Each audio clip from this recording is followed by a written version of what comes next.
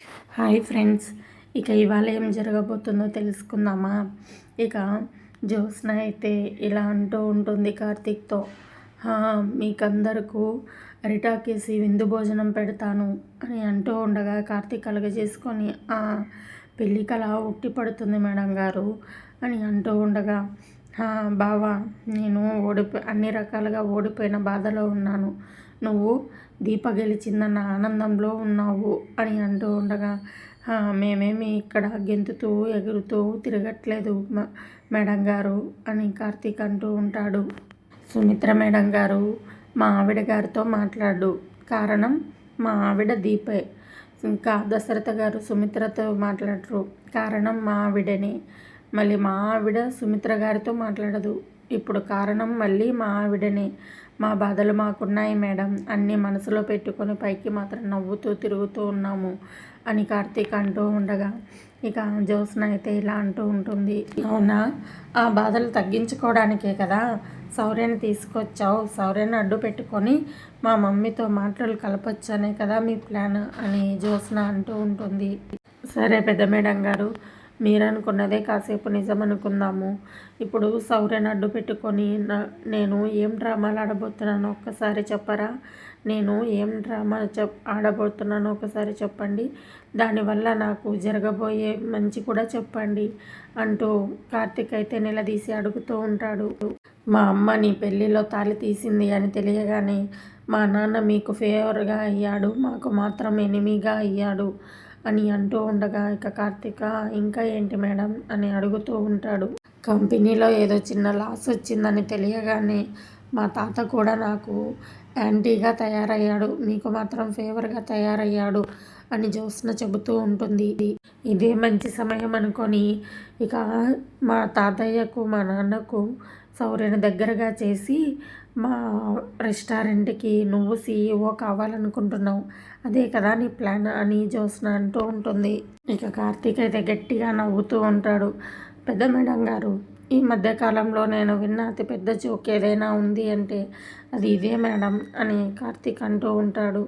ఆ జోకునే నువ్వు నిజం చేస్తావని నాకు భయం వేస్తుంది బావా అని జ్యోత్స్న అంటూ ఉండగా, ఆ భయమే మీలో ఉంటే నెల రోజుల్లో నెల తిరిగేలోపు నష్టాల్లో ఉన్న కంపెనీని లాభాల్లోకి తీసుకొచ్చి నిరూపించండి పెద్ద మేడం గారు అంటూ కార్తీక్ సవాలు విసురుతాడు.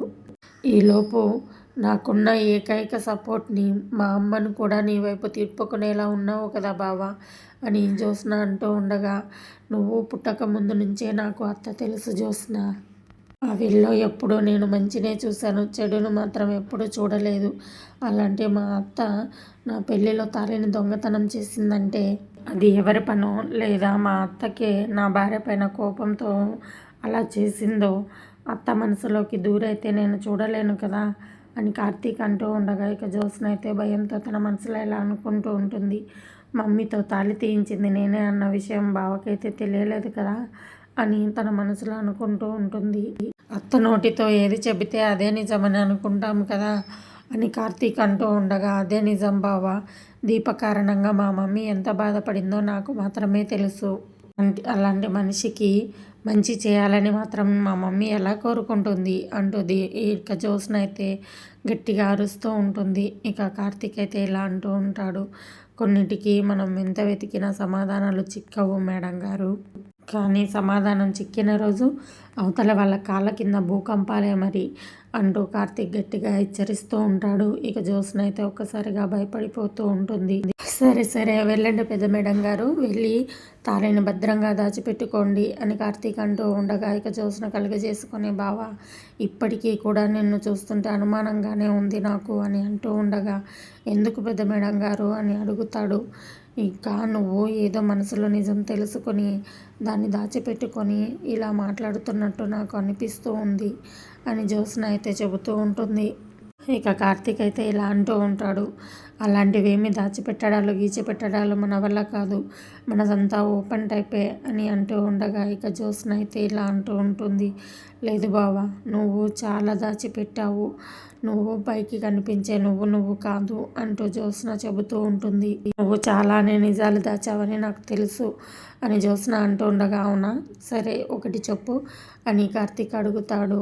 నువ్వు ప్రాణదాత ఎవరో నీకు తెలుసు, కానీ ఆ ప్రాణదాత ఎవరో నిజం చెప్పకుండా దాచావు అని అంటూ ఉండగా, నా ప్రాణదాతతో నీకేంటి అవసరం, అది చెప్పు ముందు అని కార్తీక్ క్వశ్చన్ వేస్తాడు. నా చిన్నప్పుడు కోనేటిలోకి తోసేసింది ఈవిడే, పెద్దయ్యాక ఎలా ఉందో చూడు అంటూ నిన్ను పరిచయం చేయాలా ఏంటి అని కార్తీక్ అంటూ ఉండగా, అవసరం లేదు, అస్సలు అవసరం లేదు. ఏదో సందర్భం వచ్చినప్పుడు, సమయం వచ్చినప్పుడు అందరూ ఎవరికి వాళ్ళే ఎదురుపడతారు అని జ్యోత్స్న అంటూ ఉండగా, ఇది మాత్రం నిజం చెప్పావు, కరెక్ట్ చెప్పావు. సందర్భం వచ్చినప్పుడు ఎదురుపడక తప్పరు అని కార్తీక్ అంటూ ఉంటాడు. నేను చూస్తాను అని అంటూ ఉండగా, ఇక కార్తీక్ అయితే ఆ రోజు తొందరలోనే వస్తుందిలేండి మేడం గారు, నిజాలన్నీ బయటపడి నా ప్రాణదాత ఎవరో మీకు తెలుస్తుంది. ఆ రోజు మీరు చాలా హ్యాపీగా ఫీల్ అవుతారు. ఆ రోజు ఎంతో దూరంలో లేదులేండి మేడం గారు అంటూ కార్తీక్ అంటూ ఉండగా, నాకెందుకులే బావా అంత హ్యాపీ, నేనేమి అంత హ్యాపీగా ఫీల్ అవ్వను అని అంటూ ఉండగా, పర్లేదు మేడం గారు ఆ రోజు తొందరగానే వస్తుంది అని అంటూ ఉండగా, సరే నేను కూడా చూస్తాను అంటూ జ్యోత్స్న గట్టిగా అరుస్తూ ఉంటుంది. ఇక జ్యోత్స్న అయితే తన మనసులో ఇలా అనుకుంటూ ఉంటుంది, నీకు ఏదో నిజం తెలుసు బావా, అది మనసులో పెట్టుకొనే ఇదంతా చేస్తున్నావు. నేనెలా ఊరుకుంటాను, నీకు తెలిసిన ఆ నిజం ఏంటో నేను త్వరలోనే తెలుసుకొని అప్పుడు చెబుతాను నీ సంగతి, దీప సంగతి అని అనుకుంటూ అక్కడి నుండి వెళ్ళిపోతుంది జ్యోత్స్న. ఇక వెళ్ళిపోతున్న జ్యోత్స్నను చూస్తూ కార్తీక్ తన మనసులో ఇలా అనుకుంటూ ఉంటాడు, మరదలకి నా పైన డౌట్ వచ్చినట్టు ఉంది. పర్లేదులే, అది కూడా నా మంచికే. ఇన్ని రోజులు యుద్ధం చీకట్లో చేశాను, ఇప్పుడు వెలుగులోనే చేసే అవకాశం వచ్చింది అని కార్తీక్ అనుకుంటూ ఉంటాడు. ఇక మరోవైపు శ్రీధర్ గారి ఇంట్లో కాశీ అయితే తన బైక్ను తుడుచుకుంటూ ఉంటాడు. ఇక కావేరి బెడ్రూమ్లో ఉన్న స్వప్నతో ఇలా అంటూ ఉంటుంది, స్వప్న నువ్వు నిన్నటి నుంచి ఏమీ తినలేదు, కనీసం ఈ కాఫీ అయినా తాగమ్మా అంటూ కాఫీ కప్పు చేతికి ఇవ్వబోతూ ఉంటుంది. ఇక స్వప్న అయితే ఏడుస్తూ ఉంటుంది. స్వప్నను చూసిన కావేరి, ఏమైందమ్మా, ఎందుకు అలా ఏడుస్తున్నావు అని అడుగుతూ ఉండగా, స్వప్న అయితే నా వల్ల కావట్లేదమ్మా, కోపంలో నాన్నను చాలా మాటలే అనేశానమ్మా అని అంటూ ఉండగా, పోనీలే స్వప్న, నువ్వేమి కావాలని అనలేదు కదా అని కావేరి అంటూ ఉంటుంది. లేదమ్మా, నేను కావాలని అన్నాను, ఆ మనిషి ప్రవర్తన చూసి జంతువులతో పోల్చాను, అనకూడని మాటలన్నీ అనేశాను అని జరిగిన విషయమంతా మా మామయ్య కాశీ చెప్పిన తర్వాత నాకు నాన్నను చూడాలంటే చాలా గిల్టీగా అనిపిస్తూ ఉంది. నాకు తెలియకుండానే నా కళ్ళ వెంపట నీళ్ళు వస్తూ ఉన్నాయి మమ్మీ. నాకు నాన్న ఎదురుపడితే తన మొహం చూడాలంటే చాలా గిల్టీగా ఉంది అని స్వప్న చెబుతూ ఉంటుంది. ఇక ఇదంతా చేసింది నాన్నే అని తెలిసి వెళ్ళి ఆయన కాళ్ళ మీద పడి, నాన్న ఇదంతా నా కోసమే చేసావా అని నేను కన్నీళ్లు పెట్టుకుంటే చాలా అసహ్యంగా ఉంటుంది అమ్మ. నేను అలా ఫేస్ చేయలేను, నాన్న మొహం చూసి నేను తిరగలేను అని స్వప్న అయితే బాధపడుతూ ఉంటుంది. పోనీలేవే, జరిగిందంతా మన మంచికే కదా, పోనీలే, ఆయన అలాంటిది ఏమీ అనుకోరు, మీ నాన్న గురించి నాకు తెలుసు కదా అని కావేరి అంటూ ఉంటుంది. ఇక ఇంతలో కాశీ స్వప్న అంటూ గట్టిగా కేక వేస్తాడు. కాశీ వస్తున్నా అని అంటూ ఉండగా, కావేరి ఎక్కడికో మీరు బయటికి వెళ్ళాలనుకున్నారు కదా, మరి వెళ్ళిరా, ఈ కాఫీ తాగు అని చెబుతూ ఉండగా, లేదమ్మా, కాశీకి తెలిసిన ఫ్రెండ్ ఎవరో తన కంపెనీలో జాబ్ ఇస్తాను రమ్మన్నాడంట, అందుకే వెళ్తున్నాడు, ఒక్కడనే పంపడం ఎందుకు అని తోడుగా నేను కూడా వెళ్తున్నాను అని అంటూ ఉండగా, సరే ముందైతే ఈ కాఫీ తాగి వెళ్ళు అని కాఫీ కప్పు చేతికి ఇవ్వగానే, ఈ టైంలో కాఫీ తాగే అలవాటు మా మామయ్య గారికి మాత్రమే ఉంది అమ్మ అని అంటూ ఉండగా, కావేరి అయితే అయ్యో నేనైతే ఇవ్వలేదే, నువ్వే వెళ్ళి ఇచ్చేసిరా అని చెబుతూ ఉంటుంది కావేరి. ఇంకా ఇంతలో కావేరి స్వప్న ఇద్దరు బయటికి వచ్చి లాన్లో ఉన్న దాసుకైతే కాఫీ కప్పు చేతికి ఇచ్చి, ఇక తీసుకోండి మామయ్య గారు అని అంటూ ఉండగా, స్వప్న ఇక దాసు అయితే ఇలా అంటూ ఉంటాడు, పర్లేదమ్మా, నాకు అవసరం లేదు కాఫీ అని అంటూ ఉండగా, అంత ఈజీగా అలవాట్లు మారిపోవులేండి మామయ్య, తీసుకోండి అంటూ కాశీ దగ్గరికి వెళ్ళి, బైక్ స్టార్ట్ చేయి కాశీ వెళ్దామని అంటూ ఉండగా, ఇక కాశీ అయితే బైక్ స్టార్ట్ చేస్తూ ఉంటాడు, కానీ బైక్ అయితే పాడైపోయి ఉంటుంది. ఇక ఇంతలో శ్రీధర్ అక్కడి నుంచి లోపల నుంచి బయటకు వస్తూ ఇక ఇదంతా చూస్తూ ఉంటాడు. ఇక పక్కనే ఉన్న కావేరిని అయితే పిలిచి, కావేరి ఇటురా, అల్లుడు గారి బైక్ ఏదో ప్రాబ్లం చేసినట్టుంది, పటు ఈ డబ్బులు తీసుకెళ్ళి బైక్ను రిపేర్ చేయించుకొని మిగతావి తన ఖర్చులకు ఉంచుకోమని చెప్పు అంటూ కొంత డబ్బులు కావేరి చేతిలో పెడతాడు. ఇక ఇదంతా చూస్తున్న కాశీ ఇక స్వప్నలు అయితే అలానే చూస్తూ ఉంటారు. ఇక కావేరి అయితే స్వప్న ఇలా రామ్మ అంటూ ఇక శ్రీధర్ ఇచ్చిన అమౌంట్ని అయితే స్వప్నకి ఇస్తుంది.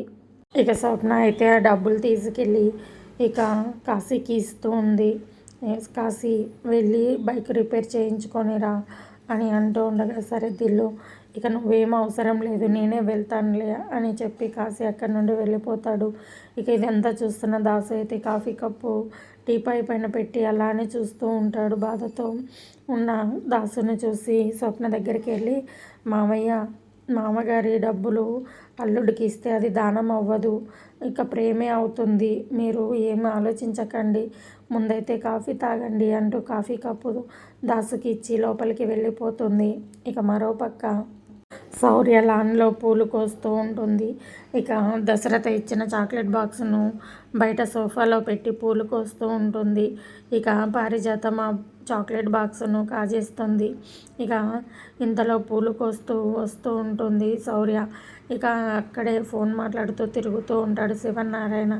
ఇక ఇక పువ్వులు తీసుకొని వచ్చిన శౌర్యకి సోఫాలో చాక్లెట్ బాక్స్ కనిపించదు.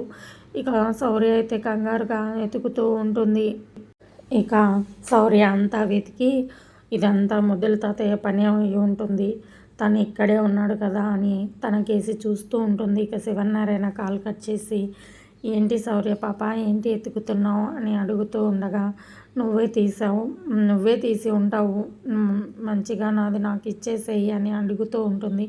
ఏం తీశాను నేను అని అడుగుతూ ఉండగా ఇక్కడ నిలబడింది నువ్వే కాబట్టి నువ్వే తీసింటావు ఖచ్చితంగా, అది నాది నాకు ఇచ్చేసేయి, అది నాది అని అడుగుతూ ఉండగా ఏంటిది అదేంటిదో తెలియకుండా నేనేమి ఇవ్వాలి అని అడుగుతూ ఉండగా చాక్లెట్ బాక్సు నేను ఇక్కడే పెట్టాను నువ్వే తీసావు అని అంటూ ఉంటుంది.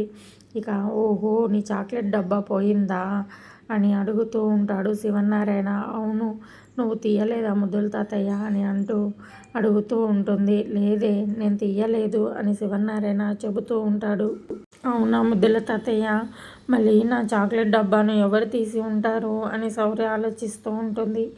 ఎవరు తీశారో ఇలాంటివన్నీ చేసేది ఎవరో నాకు బాగా తెలుసులే అని శివనారాయణ తన మనసులో అనుకుంటూ ఉంటాడు. ఈ చాక్లెట్ దొంగ మళ్ళీ నిన్ను దూరం నుండి ఎక్కడి నుండో పసిగడుతూ ఉండాలి అంటూ అలా చూస్తూ ఉంటాడు. ఇక పారిజాతం అయితే వీళ్ళిద్దరిని తొంగి చూస్తూ ఉంటుంది. ఇక శివనారాయణ పారిజాతాన్ని చూసేస్తాడు. ఇక పారిజాతం అయితే ఇలా అనుకుంటూ ఉంటుంది, అమ్మో ఈ ముసలాడు నన్ను చూసేశాడే ఇప్పుడు ఎలా అని అనుకుంటూ ఉండగా ఇక శివనారాయణ అయితే పారిజాతం అంటూ గట్టిగా కేక వేస్తాడు. ఇక శౌర్య అయితే నేను నిన్ను అడుగుతుంటే జోగురా నిన్ను పిలుస్తావేంటి ముద్దల తాతయ్య అని అడుగుతూ ఉండగా నీకు చాక్లెట్ డబ్బా కావాలా వద్దా అని శివనారాయణ చెబుతూ ఉంటాడు. ఇక శౌర్య అయితే కావాలి అని అడుగుతూ ఉంటుంది. కావాలి ముద్దుల తాతయ్య అని అడుగుతూ ఉండగా సరే మరి అయితే సైలెంట్గా ఉండు పారిజాతం అని అంటూ ఉండగా వస్తున్నానండి అని దగ్గరికి వస్తూ ఉంటుంది.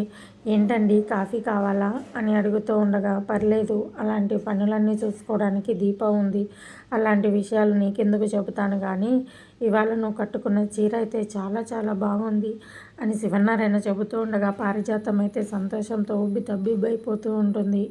ఇన్నేళ్లలో నన్ను పొగడడం ఇదే మొదటిసారి అండి మీరు, అది కూడా నేను కట్టుకున్న చీర గురించి చూసి పొగడడం ఇదే మొదటిసారి తెలుసా అని అంటూ ఉండగా నీ కొంగు కూడా చాలా బాగా ఉంది అంటూ కొంగు దగ్గరికి వెళ్ళి తీయబోతూ ఉండగా ఇక పారిజాతం అయితే దూరంగా తప్పుకుంటూ ఉంటుంది. పర్లేదులేండి అని అంటూ ఉండగా ఇక శౌర్య అయితే ఇలా అంటూ ఉంటుంది, ముద్దుల తాత చాక్లెట్ గురించి అడగమంటే చీర గురించి చెబుతావేంటి అని క్వశ్చన్ వేస్తూ ఉంటుంది. ఓసి బుడ్డదానా అక్కడే ఉంది మ్యాజిక్ అని శివనారాయణ అంటూ ఉంటాడు. అవునా అయితే నీ మ్యాజిక్తో నా పోయిన చాక్లెట్స్ను తిరిగి రప్పించు అని అంటూ ఉండగా అదెంత పని ఉండు అంటూ శివనారాయణ చెబుతూ ఉంటాడు. ఇక శివనారాయణ అయితే అబ్రకదబ్రా అంటూ పారిజాతం చెంగు వైపు చూపిస్తాడు. చూడు శౌర్య నీ చాక్లెట్ బాక్సు జోగ్రాని బయట చెంగులో ఉంది చూడు అని అంటూ ఉండగా అవునా, చూపించు జోగ్రాని అంటూ శౌర్య అడుగుతూ ఉంటుంది. ఇక పారిజాతం అయితే చూడు ఎక్కడా లేదు అంటూ బొంకిస్తూ ఉంటుంది. ఇక ఇంతలో కార్తీక్ కూడా అక్కడికి వస్తాడు. ఇక రౌడీ, మీ జోగ్రానికి ఆ మ్యాజిక్ సరిపోదు రౌడీ, ఈ బెత్తంతో అయితే మంచి మ్యాజిక్ వస్తూ ఉంటుంది అంటూ ఇక బెత్తాన్ని అయితే చూపిస్తూ ఉంటాడు కార్తీక్. ఇక శివనారాయణ అయితే ఇలా అంటూ ఉంటాడు, పారిజాతం నువ్వు అంతవరకు తెచ్చుకోవని అనుకుంటున్నాను అని అంటూ ఉండగా ఇక పారిజాతం అయితే భయపడిపోతూ ఉంటుంది. అమ్మో, ఇరక్కపోయి ఇరుక్కున్నాను, ఇప్పుడు ఎలా తప్పించుకోవడం అని పారిజాతం తన మనసులో అనుకుంటూ ఉంటుంది. ఇక శౌర్య అయితే ఓపిక లేక జోగ్రాని చూపించు గ్రాని అంటూ ఆ చీర కొంగును ఇలా లాగుతూ ఉంటుంది. ఇక చాక్లెట్ బాక్స్ అయితే ఒక్కసారిగా నేలపై పడుతుంది. ఇక చాక్లెట్ బాక్స్ని చూసిన శౌర్య, ఈ చాక్లెట్స్ ముద్దుల తాతయ్య, నీ మ్యాజిక్ భలే పని చేసింది తెలుసా అని అడుగుతూ ఉంటుంది. ఇక శివనారాయణ అయితే ఇలా అంటూ ఉంటాడు, చూడు శౌర్య, నువ్వు పూలు కోసేటప్పుడే కాదు, నువ్వు ఎక్కడికి వెళ్ళినా ఈ చాక్లెట్ బాక్స్ నీతో పాటే తీసుకెళ్ళు, మళ్ళీ మాయమైపోవచ్చు అని అంటూ ఉండగా, మాయమైపోయినా మ్యాజిక్ చేస్తావు కదా ముద్దుల తాతయ్య, మళ్ళీ తిరిగి వచ్చేస్తుంది కదా అని అడుగుతూ ఉంటుంది శౌర్య. కాదు శౌర్య, అన్నిసార్లు ఈ మ్యాజిక్ పని చేయకపోవచ్చు, సరేనా, నువ్వు బయటికి వెళ్ళినా ఎక్కడికి వెళ్ళినా ఇది నీతో పాటే తీసుకెళ్ళు అని శివనారాయణ చెబుతూ ఉండగా, అలాగే ముద్దుల తాతయ్య, నాకు లోపల కాస్త బోరుగా అనిపించి బయటికి వచ్చి పువ్వులు కోసాను అంతే అని అంటూ ఉండగా, సరే నీకు బోరు కొట్టకుండా నేను చేస్తా కానీ ఇప్పుడైతే నువ్వు లోపలికి వెళ్ళు అంటూ శౌర్యనైతే లోపలికి పంపిస్తాడు శివనారాయణ. ఇక శివనారాయణ పారిజాతం కేసి చూస్తూ, ఏంటి పారిజాతం నువ్వు చేస్తున్న పని, నిన్ను ఏమనాలి చెప్పు అని అడుగుతూ ఉండగా ఇక కార్తీక్ అయితే కలగజేసుకొని, సార్ మనము మాటలతో కంటే ఈ బెత్తంతో పని చెబితే బాగుంటుందేమో అంటూ బెత్తాన్ని చూపిస్తూ ఉంటాడు. నువ్వు ఊరికే ఉండురా, ఏదో ఏదో నోరు చేదుగా అనిపించి అలా అలా తీసుకున్నానండి, ఆ మాత్రానికి నన్ను దొంగని చేస్తారా, దోషిని చేసి నిలబెడతారా అని పారిజాతం అంటూ ఉండగా, చంటిదాని ముందర నేను దొంగని చేస్తే మంచిగా ఉండదు, నీకు మర్యాదగా ఉండదనే నేను చంటిదాన్ని బయటికి లోపలికి పంపించాను అని శివనారాయణ చెబుతూ ఉంటాడు. లేకపోతే చంటిదాని ముందే నిన్ను చీ అనేవాణ్ణి అని శివనారాయణ అంటూ ఉండగా, అది కాదండి అంటూ పారిజాతం అంటూ ఉంటుంది. ఏది కాదు, నీకు షుగర్ ఉంది, ఆ విషయం మర్చిపోయావా, షుగర్ పెట్టుకొని నువ్వు చాక్లెట్స్ ఎలా తింటావు అంటూ గట్టిగా నిలదీస్తూ ఉంటాడు శివనారాయణ. కార్తీక్, ఈ మనిషి ఆరోగ్యం గురించి నువ్వే కేర్ తీసుకుంటానని చెప్పావు, నువ్వేం చేస్తావో ఏమో నాకు తెలీదు, ఈ మనిషి మాత్రం మంచిగా చక్కగా అయిపోవాలి అంటూ శివనారాయణ చెబుతూ ఉండగా కార్తీక్ సరే సార్ అంటూ ఉంటాడు. ఇక పారిజాతం అయితే ఇంకొకసారి ఇలాంటి పనులు చేయనులేండి అని అంటూ ఉండగా, మరోసారి ఇలా చేస్తే దాని పరిణామాలు వేరేలా ఉంటాయి, అలా కాదు, ఇక ఇదంతా అయిపోయిన తర్వాత ఒకసారి వచ్చి నన్ను కలువు అంటూ శివనారాయణ వార్నింగ్ ఇచ్చి లోపలికి వెళ్ళిపోతాడు. ఇక శివనారాయణ వెళ్ళిపోయాక పారిజాతం కోపంగా కార్తీక్ కేసి చూస్తా, అయినా ఏంట్రా నువ్వు బెత్తం పట్టుకొని వచ్చేసావు, నన్ను కొట్టించాలనేనా అంటూ గట్టిగా తిడుతూ ఉంటుంది. అయినా ఏంటి పారు ఈ పనులు, చిన్నపిల్లల దగ్గర చాక్లెట్లు కొట్టిస్తావా అని అంటూ ఉండగా, నువ్వు మాత్రం నీ కూతురుని తీసుకొచ్చింది నన్ను తిట్టించడానికే కదరా అంటూ పారిజాతం గట్టిగా నిలదీస్తూ ఉంటుంది. నువ్వు మాత్రం దొంగతనం చేయకుండా కుదురుగా ఉండొచ్చు కదా అని అంటూ ఉండగా, ఇదిగో నువ్వు దాన్ని దొంగతనం అంటూ ముద్ర వేయకు, ఏదో నోరు చేదుగా అనిపించి తీసుకున్నాను అంతే అని పారిజాతం చెబుతూ ఉంటుంది. ఇక కార్తీక్ అయితే, నీకు నోరు చేదుగా అనిపిస్తే తినాల్సింది చాక్లెట్లు కాదు పారు, ఇది అంటూ కాకరకాయను ముందు తెచ్చి పెడతాడు కార్తీక్. దాన్ని చూసిన పారిజాతం, ఏంట్రా మీరు, నువ్వు ఆ డాక్టర్ ఇద్దరు కలిసి నా కడుపును ఇది చేసేసారు, రోజు ఈ కూరగాయలు తినలేక చస్తున్నాను, చికెను మటన్ తినక ఎన్ని రోజులు అయ్యిందో తెలుసా, నీ పుణ్యమా అని రోజు బీరకాయలు అనపకాయలు కాకరకాయలు వంకాయలు బెండకాయలు అంటూ అన్నీ తిని తిని తిని నా పొట్ట ఓ పెద్ద కూరగాయల మార్కెట్ అయిపోయింది తెలుసా అంటూ పారిజాతం బాధపడిపోతూ ఉంటుంది. అందరూ కలిసి నన్ను చాలా బాధ పెడుతున్నారు, నా ఉసురు అందరికీ తగులుతుంది అంటూ అక్కడి నుండి ఏడ్చుకుంటూ వెళ్ళిపోతుంది పారిజాతం. ఇక పారిజాతాన్ని చూసి కార్తీక్ ఇలా అనుకుంటూ ఉంటాడు, ఈ చిన్నదానికే ఉసురు తగిలితే మరి నువ్వు చేసిన అంత పెద్ద పెద్ద పాపాలకి మరి నీకింత ఉసురు తగలాలి పారు అని అనుకుంటూ ఉంటాడు. నువ్వేమి కంగారు పడకు పారు, నీకు in front there is crocodile festival అని అనుకుంటూ నవ్వుకుంటూ ఉంటాడు కార్తీక్. ఇక మరోవైపు కావేరి అయితే వంట చేస్తూ ఉంటుంది. స్వప్న కూరగాయలు కట్ చేస్తూ కావేరినే చూస్తూ ఉంటుంది. ఇక అది గమనించిన కావేరి స్వప్న దగ్గరికి వచ్చి, ఏంటి అలా చూస్తూ ఉన్నావు అని అంటూ ఉండగా, ఏం లేదమ్మా, నాన్నలో వచ్చిన ఈ మార్పును చూస్తుంటే నాకు ఏమీ అర్థం కావట్లేదు, ఎందుకు ఆయనలో సడన్గా ఇంత మార్పు వచ్చిందో అని స్వప్న అంటూ ఉంటుంది. అదేనే నాకు అర్థం కావట్లేదు అని కావేరి అంటూ ఉంటుంది. ఇది వరకు మా నాన్న అయితే అందరిలో గొప్పలు చెప్పుకోవడానికి, తను మంచిగా అనిపించుకోవడానికి తాతలాడేవారు. ఇప్పుడైతే చేసిన మంచి పనిని కూడా ఎవరికి చెప్పుకోవట్లేదు, ఎందుకు ఇంత మార్పు నాన్నలో అని ఆలోచిస్తూ అడుగుతూ ఉంటుంది స్వప్న.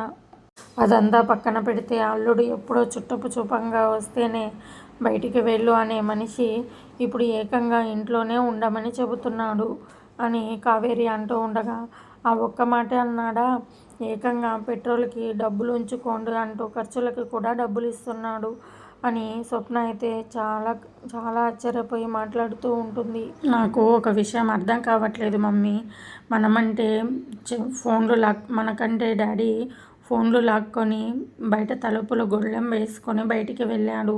అన్నయ్యకి విషయం చెప్పే అవకాశమే లేకుండా పోయింది.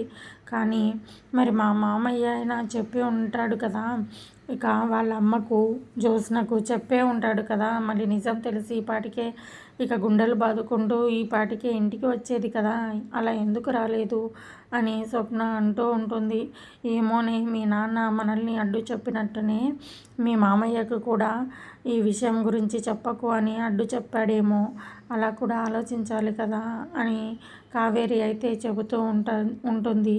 అయినా ఈ మార్పుకి కారణం ఎవరై ఉంటారు మమ్మీ అని అంటూ ఉండగా, కావేరి అయితే ఇంకెవరుంటారు, ఖచ్చితంగా కార్తికే అయి ఉంటాడు అని అంటూ ఉండగా, స్వప్న అయితే అవును మమ్మీ, అన్నయ్య పని, ఇలాంటి పనులు అన్నయ్య మాత్రమే చేయగలడు అని చాలా పొగుడుకుంటూ ఉంటుంది స్వప్న. అయినా ఇంకా ఎన్ని రోజులు ఈ నిజాన్ని దాస్తాం మమ్మీ, మనము అన్నయ్యకి చెప్పాలి కదా అని అంటూ ఉండగా, చెప్పేద్దాం కూడా, అది మన నోటి నుండే మనమే చెబితే గౌరవంగా ఉంటుంది అని కావేరి అంటూ ఉంటుంది. మరి నాన్న ఈ విషయము అన్నయ్యకి చెప్పొద్దు అన్నాడు కదా మమ్మీ, మరి ఎలా అని అంటూ ఉండగా, ఏం పర్లేదు, ఇప్పుడు అన్ని సమస్యలు పరిష్కారం అయిపోయాయి కదా, మన నోటి నుండి మనమే చెప్తే చాలా గౌరవంగా ఉంటుంది అని అనుకుంటూ కావేరి వంట చేయడానికి వెళ్తూ ఉంటుంది. ఇక స్వప్న అయితే తన మనసులో ఇలా అనుకుంటూ ఉంటుంది, అన్నయ్య చాలా థ్యాంక్స్, నేను చేయలేని పనిని నువ్వు చేశావు, చాలా థ్యాంక్స్ అని అనుకుంటూ ఉంటుంది.